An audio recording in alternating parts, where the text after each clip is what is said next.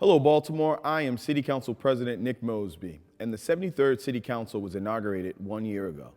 These last 12 months have been filled with highs and lows for our city, and the pandemic continued to be a defining factor in all of our lives. As you've been raising your children, going to work, even maybe saving for a house, doing all the things to navigate this last year, what's been thrown at you, the council has been working hard in the background for you, ensuring that we stay focused on creating conditions across Baltimore where all families can thrive. The foundation of this work is built on the ways I've professionalized the council to reimagine our role as Baltimore's legislative branch. I brought lessons and best practices from Annapolis as your delegate there, and one of my first actions was redesigning the council's committees so they were better able to produce sophisticated legislation that is rooted in data and research and embodies our progressive ideals and represents the city's commitment to equity. I reduced the number of committees to improve the legislative process and selected subject matter experts to lead each one of them. We've dug in as City Council to really double down on the serious work of using policy to confront the root causes of challenges in our city. The pandemic has demanded the Council's urgent attention. We can feel its effect on jobs, housing security, public safety, and education here and across America. It has even threatened the viability of our local-owned restaurants. Under my leadership, the Council used a number of policies and legislative interventions to fortify our communities by extending protections that provide our residents and our businesses more security. The Council acted decisively and partnered with Chairman Costello to cap the fee third-party delivery services could charge on Baltimore's restaurants. Before vaccines were available, takeout orders were lifeblood that kept restaurants from closing forever. My partner in progress, Mayor Brandon Scott, signed this bill, putting the council's first legislation into action. This is how government is supposed to work. Your elected officials see a problem, they find a way to intervene with smart legislation and create solutions that improve conditions.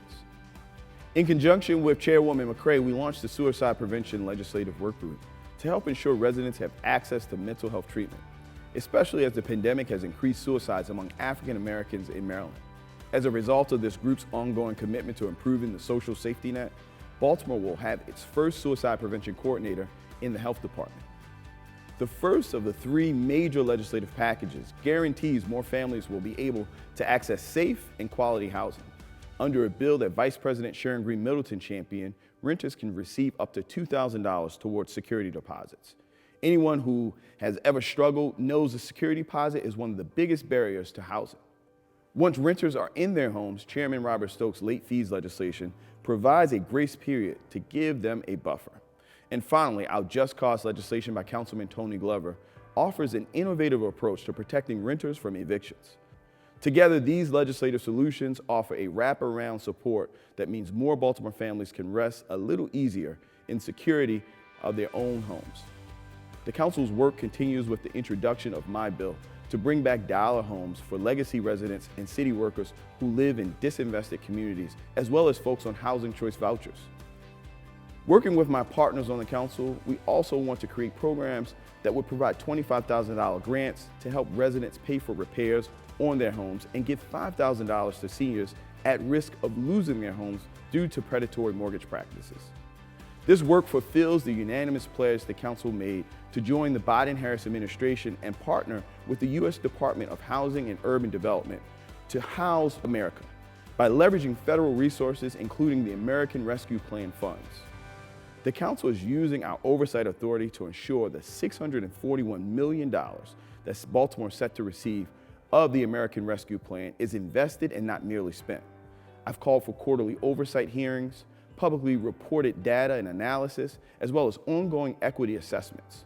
We need to look back in 5, 10, 15 years and see the transformative change in our communities as a result of this money. Our local hiring legislation, also signed by Mayor Scott back in October, means more residents, especially those who are economically and socially disadvantaged, will have more access to the jobs created through government contracts. Because of this council's work, companies want to be competitive when bidding on government contracts will now have to provide opportunities for city workers who have been locked out of job market here due to a number of factors, including past incarceration. There is so much more that we have to work on behalf of our seniors, our working moms and dads, our children, our scholars, and even those students right here at Coppin State University, to ensure that they are able to be put in the position to meet the challenges of tomorrow while providing the contributions to our future today.